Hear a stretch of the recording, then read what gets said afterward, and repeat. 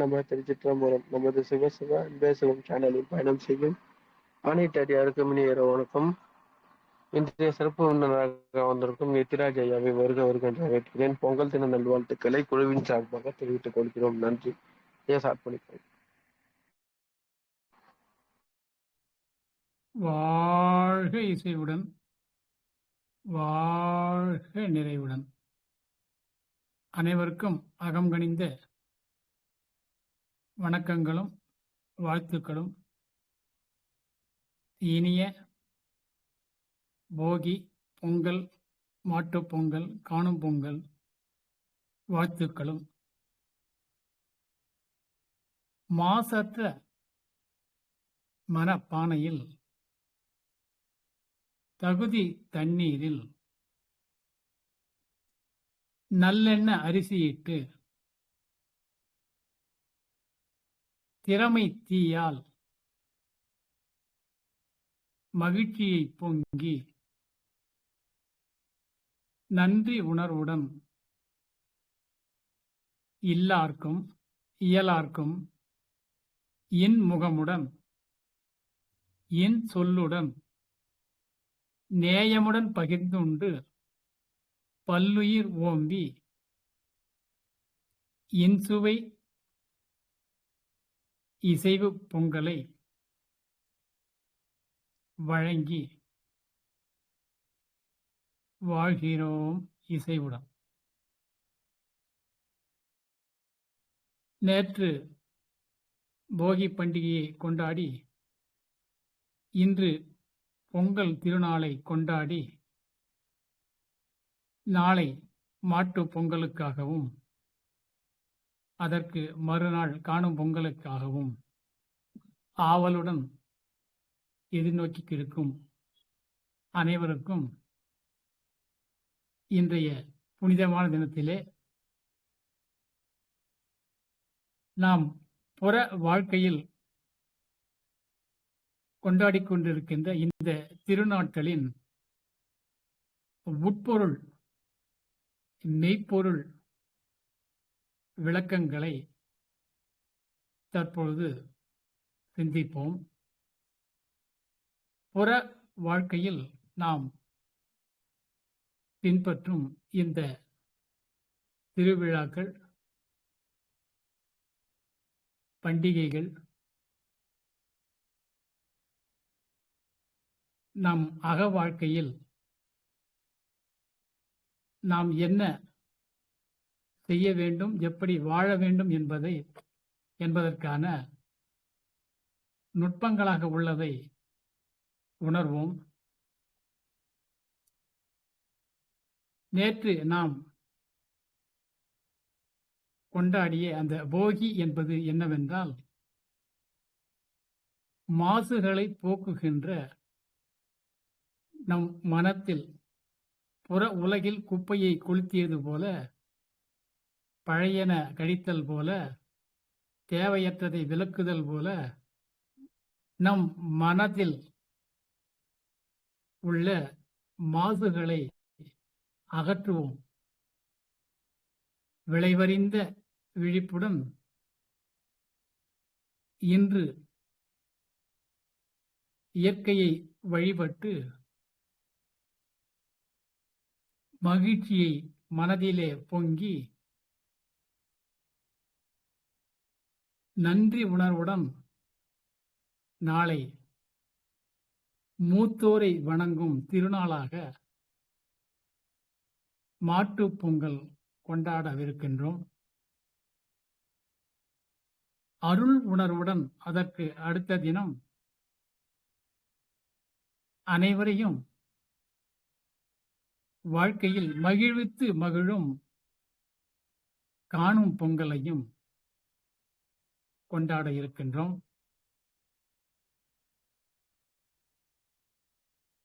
நாம் இன்று சுவைத்த இந்த இன்சுவை இசைவு பொங்கல் ஆண்டுக்கு ஒரு நாள், இன்று தை முதல் நாள் மட்டுமின்றி ஆயுள் முழுவதும் மகிழ்ச்சி எனும் இன்சுவை பொங்கலை தினமும் சுவைத்து மகிழும் தவம் இருக்கிறோம். வெட்டவெளி என்ற வெறும் பானைக்குள்ளே வேகின்ற அண்டகோடி எனும் அரிசியை எட்டுதிக்கும் அறிவாலே துழாவி கிட்டுகின்ற இன்சுவை பொங்கலை சுவைக்கின்றோம். எப்படி கணம்தோறும் ஆழ்ந்த அமைதி தவம் இருக்கிறோம்.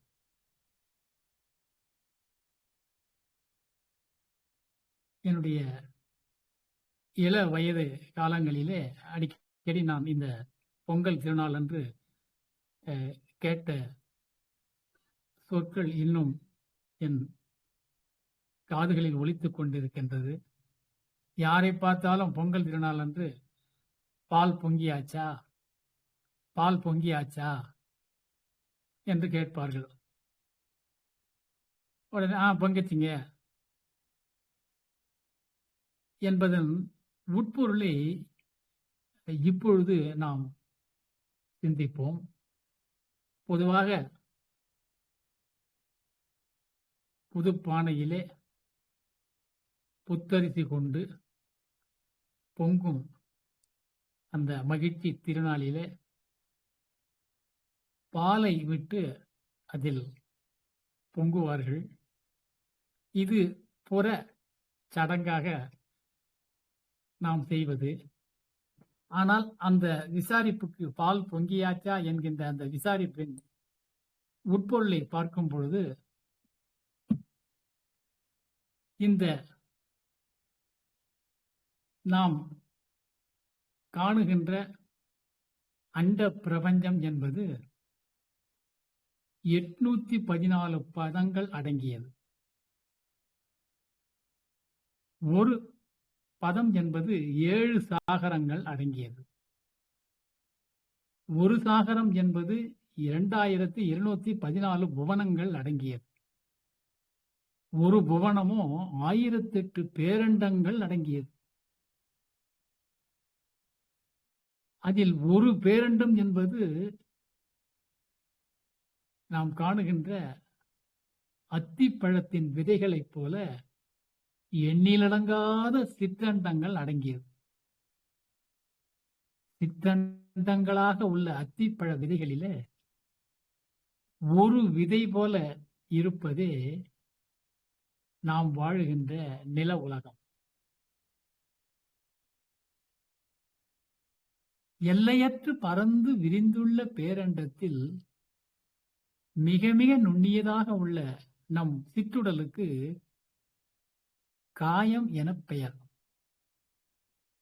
இம்மா பேரண்டம் அனைத்தும் இசைவாக இயங்கும் இடமாக ஒன்றோடு ஒன்று மோதிக்கொள்ளாமலும் ஒன்றை விட்டு ஒன்று விலகாமலும் இருக்க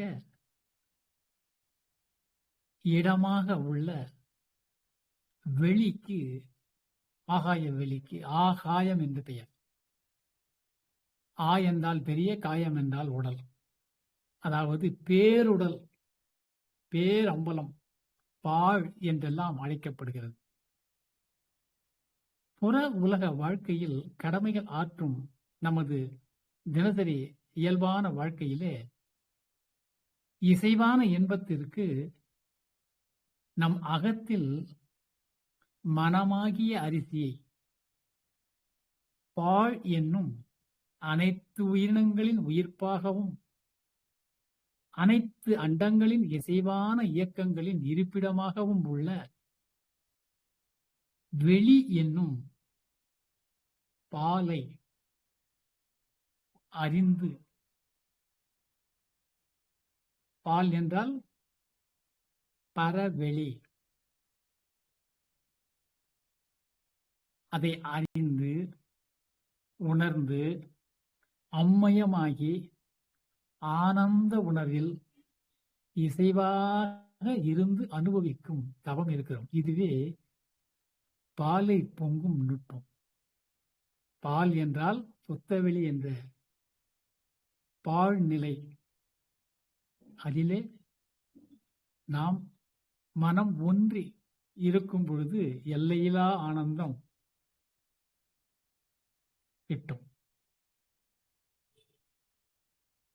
எப்போதும் எந்த சூழலிலும் அகத்தில் ஆழ்ந்த அமைதியாகவும், புற வாழ்க்கையில், தினசரி வாழ்வில் நமது உடல் அனைத்து தொடர்புகளிலும், உறவுகளிலும், கடமைகளிலும், பொறுப்புகளிலும், தொழில்களிலும், குடும்பத்திலும், சமுதாயத்திலும் இசைவாக தை எனும் இணைப்பில் வாழும் தவம் இருக்கிறோம். இன்றைய முதல் நாள் தைப்பொங்கல் என்று கொண்டாடுகிறோம். அதன் பொருள் என்னவென்றால், தை என்றால் தை முதல் நாள் மட்டுமில்லாமல் வாழ்வின் ஒவ்வொரு நாளிலும்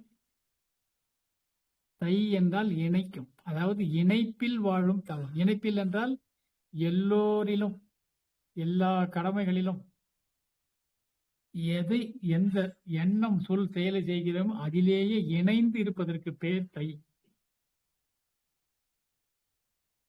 இயற்கை விளைவறிந்த விழிப்புடன் இந்த செயலுக்கு இந்த விளைவு என்கின்ற அந்த விளைவை அறிந்து எண்ணம் சொல் செயல்களை ஆற்றி வாழும் வாழ்க்கை தவம் இருக்கிறோம்.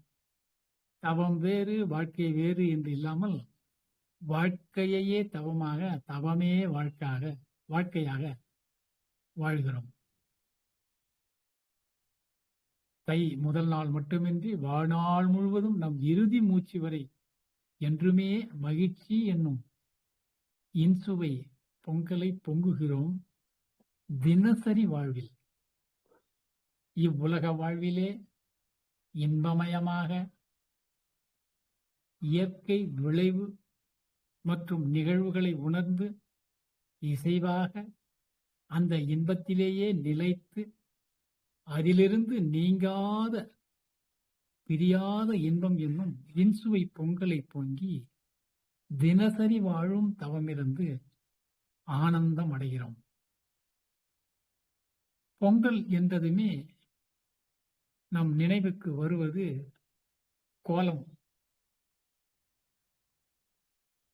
கோலம் எனும் அழகை அகத்தில் பொங்கி மகிழ்ந்து வாழும் தவம் இருக்கிறோம். நாம் புற உலகில் தரையில் கோலம் போடுவது போல நம் அகத்திலும் கோலம் என்னும் அழகில் மகிழும் தவம் இருக்கிறோம். கோலம் என்றால் என்ன? குறிப்பிட்ட எண்ணிக்கையில், குறிப்பிட்ட வரிசையில், குறிப்பிட்ட புள்ளியில் துவங்கி குறிப்பிட்ட பாதையை பின்பற்றி குறிப்பிட்ட புள்ளியில் முடிக்கும் கோலம் எனும் அழகில் கோலம் இடுபவர் மட்டுமின்றி அவர் மகிழ்வதோடு அதை பார்ப்போர் மனதிலும் அந்த கோலம் என்னும் அழகால் மகிழ்ச்சியை அவர் தம் அகத்தில் பொங்கச் செய்வது போலவே புற வாழ்க்கையிலும் அதிகாலை விழித்து எழும் கணத்திலிருந்து இரவு உறங்கும் கணம் வரையில் காலை கடனையும் தனது உடல், குடும்பம், சுற்றம், சமுதாய, தொழில் கடமைகளையும் மழலை வளரிளம் பருவத்தினர் முதியோரை பேணுதலிலும் எல்லா எண்ணம் சொல் செயல்களிலும் இசைவாக தினசரி வாழ்க்கையை கோலம் எனும் அழகுடன், கோலம் என்றால் அழகு என்று பொருள், அழகுடன் நமது வாழ்வை அளவு முறையுடன் பொங்கி வாழும் தவம் இருக்கிறோம். அழகுக்கு அடிப்படை தேவை அளவும் முறையும்.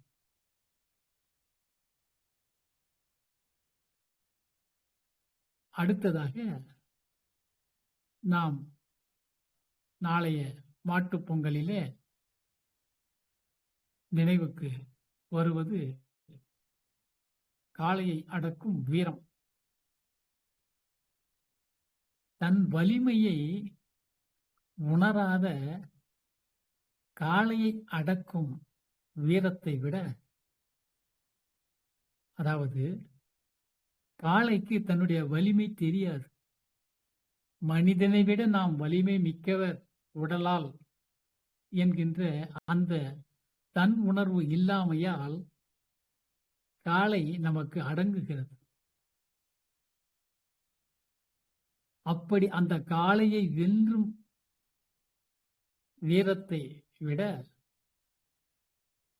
தன் மேலாண்மையே வாழ்க்கையில் வெற்றி பெற தன் மேலாண்மையே,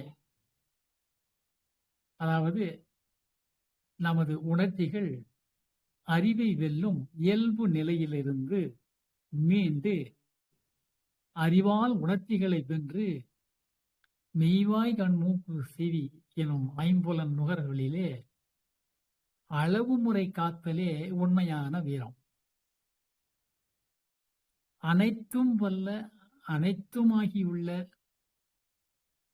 நுண் அணுக்களாகி பேரணுக்களாகி ஐம்பேர் ஆற்றல்களாகி அண்ட கோள்களாகி விரிந்த ஐந்தாகி பிரபஞ்சங்களாகி கனிமங்களில் உறங்கி பயிர்களில் விழித்து உயிர்களுக்கு உயிர்ப்பளிக்கும் உணவாகவும் விலங்குகளில் சுவைத்து உற்றுணர்ந்து கண்டு நுகர்ந்து கேட்டு நகர்ந்து கொண்டிருக்கும் மனிதரிலே சிந்தனையாற்றலாகவும் பிற உயிர் பெற்றிடும் இன்ப துன்ப உணர்வினை தனதாக உணரும் உயிர்நேயமுடன்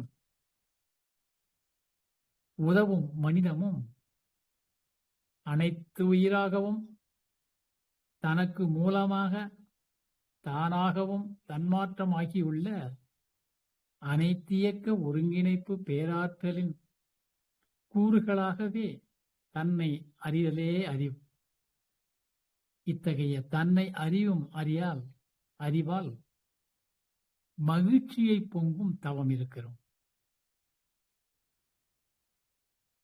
அடுத்ததாக பிற உயிரை வருத்தாமல் உண்பதே உணவாகும்.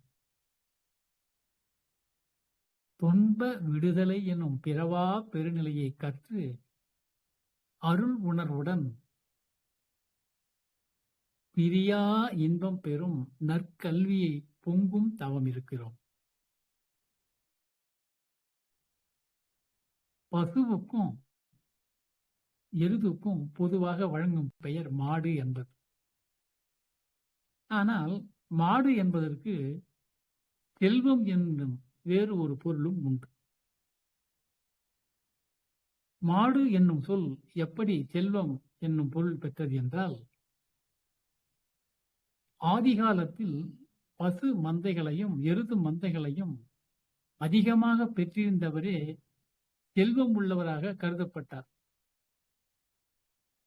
மாட்டு மந்தைகளை அதிகமாக பெற்றிருந்தவர் பெரும் செல்வராக கருதப்பட்டார். அப்பொழுது மாடு என்னும் சொல்லுக்கு புதிய பொருள் உண்டாயிற்று. அதாவது மாடு என்னும் சொல்லுக்கு செல்வம் பொருள் என்னும் புதிய பொருள் ஏற்பட்டது.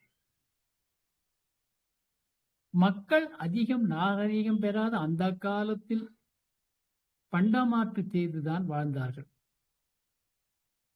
பண்டமாற்று என்பது நெல், கேழ்வரகு, பயறு, உப்பு, மிளகு முதலிய பொருட்களை கொடுத்து தமக்கு வேண்டிய வேறு பொருட்களை பெற்றுக்கொள்வது. செம்பு, வெள்ளி, பொன் நாணயங்கள் அக்காலத்தில் இல்லாமையால் பண்டமாற்று செய்து வாழ்ந்தார்கள். அதிக விலையுள்ள நிலபுலம் போன்றவைகளை வாங்குவதற்கு கூட அக்காலத்தில் பண்டமாற்றாக இருந்தவை இந்த மாடுகள் தான். ஆகவே அக்காலத்தினர் மாடுகளை, அதாவது பசுவையும் எருதையும் செல்வம் போல தேடி தேடி சேர்த்தனர், பராமரித்தனர். ஆனால் இந்த வழக்கம் தற்காலத்தில் அவசியமற்று விட்டதால் மாடு என்பதை செல்வமாகவும், அந்த செல்வம் பெருக உழைப்பால் உயரும் பண்பில் நிலைத்து பொருட்செல்வம் பொங்கி வாழும் தவம் இருக்கிறோம். தண்ணீரில் தத்தளிக்கும் எறும்புக்கு அதில் மிதக்கும் ஒரு சிறு குச்சி உறுதுணையாக இருப்பது போல இன்பக் கரை அடைய நமக்கு கிடைத்துள்ள வாழ்க்கை எனும் பெருங்கடலில் தகுதி, திறமை, சூழல் மற்றும் வாய்ப்புகளிலே நமது உடல், உயிர், மனம், அறிவு மற்றும் சிந்தனை ஆற்றல்களால் இன்பம், மகிழ்ச்சி, அமைதி, ஆனந்தம் எனும் இன்சுவையை பொங்கும் தவம் இருக்கிறோம்.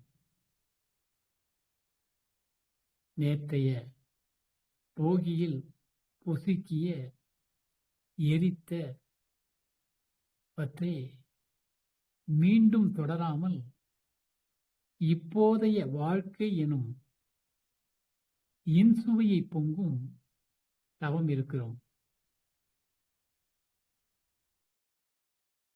அப்பொழுதுதான் நாம் இறுதி மூச்சு வரை நம்முடைய வாழ்வில் ஒவ்வொரு நாளிலும் ஒவ்வொரு கணத்தையும் மகிழ்ச்சியால் பொங்கி மகிழ்வித்து மகிழும் பேறு பெறுகிறோம். உண்மையிலேயே நாம் எதை நேற்று எரித்தோம் என்றால், எரித்திருக்க வேண்டும் என்றால், இதுகாரம் எரிக்கவில்லை என்றால் இனி உடனடியாக இதில் நாம் கவனம் செலுத்தி இந்த பொங்கலுக்கு நாம் புது விளக்கம் கண்டு ஆண்டுக்கு ஒரு நாள் மட்டும் என்றில்லாமல் ஆயுள் முழுக்க பொங்கலை பொங்கும். எப்படி என்றால், உலகங்களிலே ஈர்ப்பு மையமும் உயிர் இனங்களிலே உயிர்காந்த கருமையமும் நலமுடனே வடிவம், குணம், நல் இயற்கை சீர்மையால் நிகழ்கின்ற உணர்கிறோம். நம்முடைய புலன் உணர்வால் பூ உலக வளத்தை காக்கிறோம். எண்ணம், சொல், செயல்களின் தீர்மையுடன் உயிர்காந்தம் பண்பட்டு உயர்கிறோம். இதுவே உண்மையான போகி திருநாள்.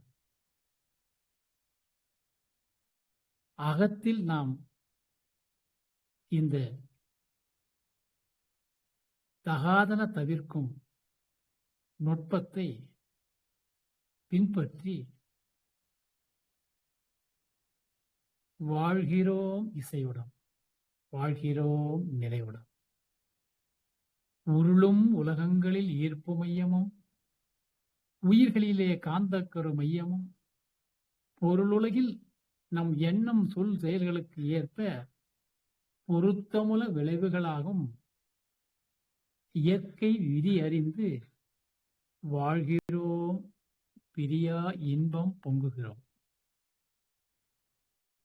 யாருடைய உடலுக்கும் மனதுக்கும் துன்பம் தராமலும் துன்பப்படும் உயிர்களுக்கு இயன்ற உதவிகளை செய்தும் வாழ்கிறோம் இசையுடன், வாழ்கிறோம் நிறைவுடன். ஒழுக்கமெனில் பிற உயிருக்கு இன்னல் செய்யாத நோன்பே ஒழுக்கமாகும். எனவே பிறர்க்கும் நமக்கும் உடலுக்கும் மனதுக்கும் இப்போதும் எப்போதும் நன்மையே விளைவிக்கும் எண்ணம், சொல், செயல்களை இசைவுடன் பொங்கும் தவம் இருக்கிறோம். ஐந்தீதொழித்து ஐநலம் பற்றி சிந்தனையை, உடல் நலனை, உயிர் வளத்தை, மன மகிழ்ச்சியை பொங்கும் தவம் இருக்கிறோம். குற்றம் குறை காணல், குறை சொல்லுதல், வஞ்சம், பொய், கோள் சொல்லல் தவிர்ப்போம். நன்றி, நட்புணர்வு, நலம் பிறர்க்கு செய் தகுதி, ஞானநெறி நாட்டமுடன் மன்னிப்பை பொங்கும் தவம் இருக்கிறோம். பொய்சூது கொலைகளவு பாலொழுக்கத் தவறு புலன்வருத்தி அளவு கடந்து இன்பம் துய்த்திடாது சிறிதளவும் பிறழாமல் செயல் விளைவு நியதியால் விளைவாகும் தீங்குகளைத் தவிர்த்து அறியாமை, அலட்சியம், உணர்ச்சி வயம், மதிமயக்கம் தெளிந்து உழைப்பு, உணவு, ஓய்வு, உறக்கம், உறவு, எண்ணம் இவற்றில் அளவு முறைகாத்து ஆனந்தம் பொங்கி வாழும் தவம் இருக்கிறோம்.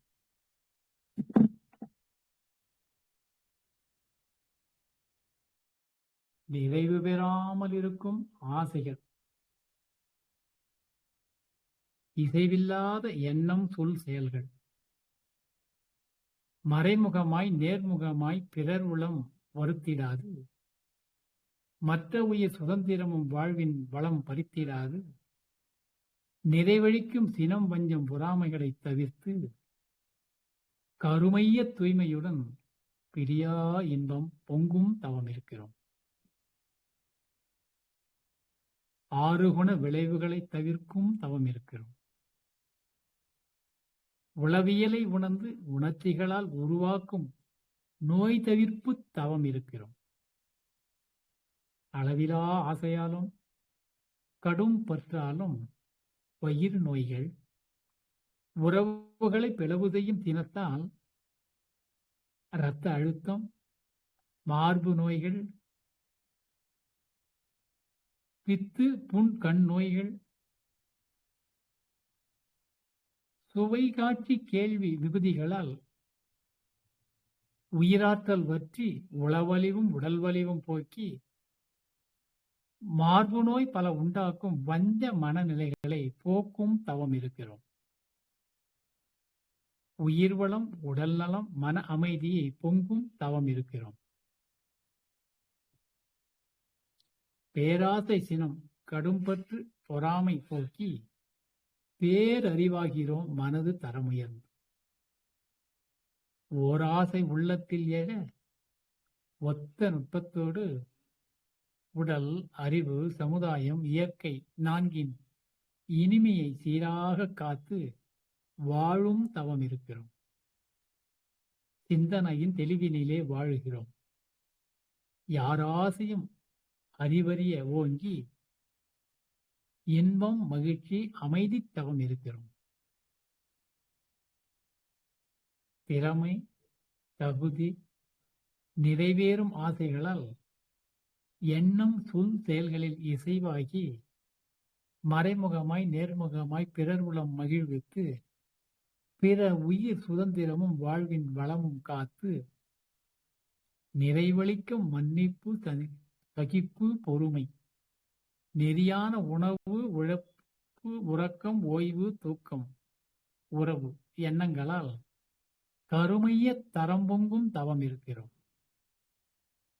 தன்முனைப்பு, ஆறுகுணம், 5 பேரும் பழிச்செயல்கள், வன்முறைகள், வீண் செலவு, பிற பொருள் கவர்தல், மற்றவரை வருத்துதல், பின்விளைவி அறியா பழக்க வழிவாழ் சோம்பல் தன்மைகளை விழிப்புடன் தவிர்க்கிறோம். கருமைய தூய்மை காக்கிறோம். புதியதொரு பண்பாடு பின்பற்றி போதை, போர், பொய், புகை, நெகிழி தவிர்க்கிறோம். நம் அறிவின் ஆற்றலினால் உடல் உழைப்பால் வாழ்ந்து மதிபிறழ்ந்து மற்றவர்கள் உடல் மனம் வருத்தாமல் உணவுக்கு விலங்கு உயிர் பறிக்காமல் பிற துன்பங்களை நேயமுடன் களைய உதவும் தவம் இருக்கிறோம். தன்னை கசக்கியோர்க்கும் இன்சுவை சாறளிக்கும் கருப்பு போல தன்னை நசுக்கியோர்க்கும் நறுமணம் அளிக்கும் மலர் போல கல்லால் அடித்தாலும் கனிதரும் மரம் போல வேராலும் தண்டாலும் பட்டையாலும் கிளையாலும் இலையாலும் மொட்டாலும் மலராலும் காயாலும் கனியாலும் நம் உடலுக்கும் உயிருக்கும் மனதுக்கும் உணவாக மருந்தாக உயிர்ப்பளிக்கும் தாவரங்கள் போல எல்லோர்க்கும் நம் எண்ணம் சொல் செயல்களால் தக்கன ஆற்றி வாழும் தவம் இருக்கிறோம். யார் குடித்தாலும் தாகம் தீர்க்கும் தண்ணீராக, யார் குளித்தாலும் சுத்தமாக்கும் தகுதியாக நதியாக, யார் உண்டாலும் பணியாற்றும் பசியாற்றும் உணவாக, யார் தழுவினாலும் சுகம் தரும் தென்றலாக, நிபந்தனையின்றி நன்றியை எதிர்பாராமல் எதிர்பார்ப்பு இன்றி பயனாகிறோம், பண்படுகிறோம்.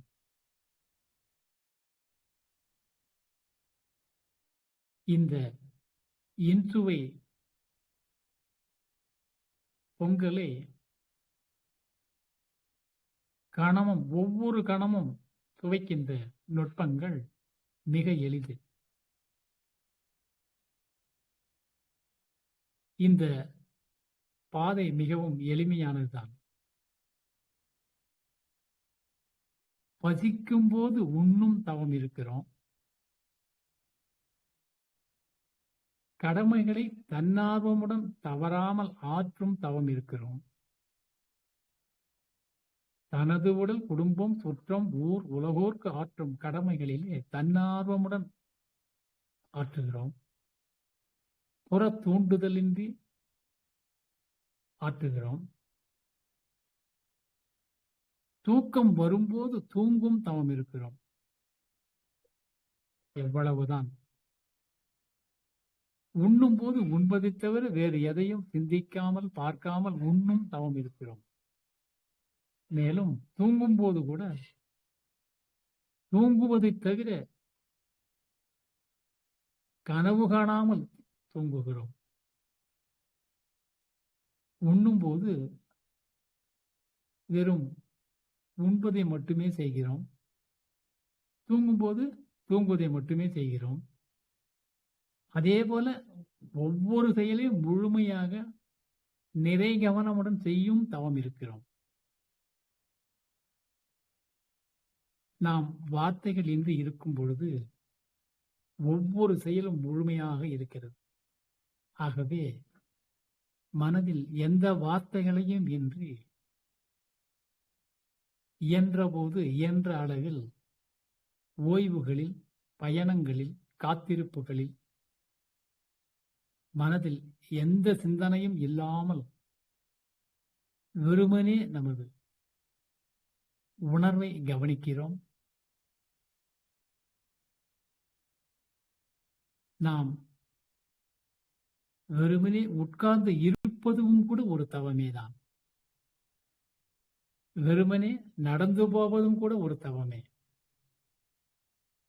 இந்த தவ நுட்பத்தை யாராலும் கற்றுக் கொடுக்க முடியாது.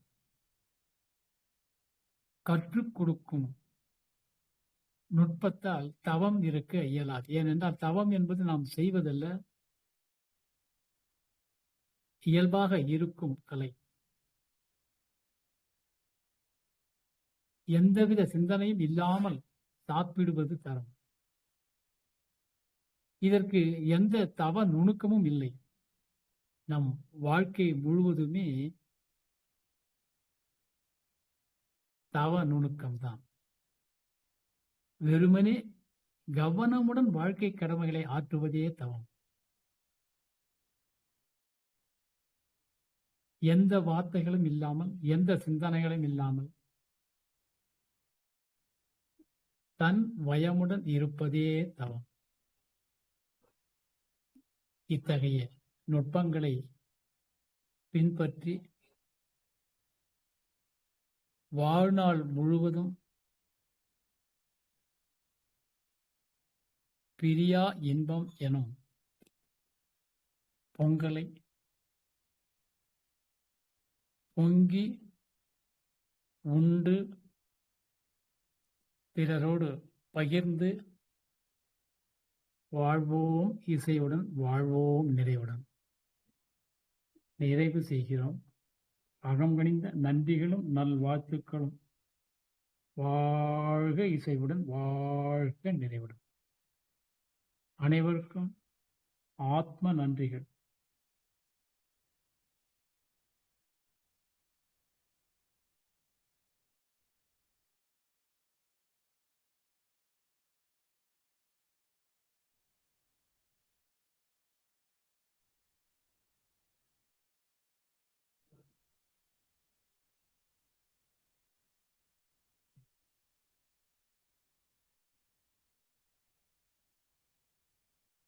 ஐயா நன்றிகள். நிறைவு.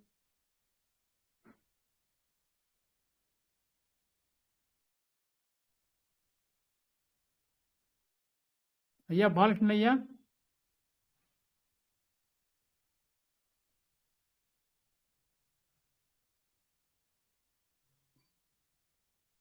ஐயா நன்றிங்க ஐயா. நன்றி நன்றி நன்றி. நன்றிங்க ஐயா. நன்றிங்க. நன்றி. நன்றி முடிச்சுக்கிறேன். நன்றி. நன்றி.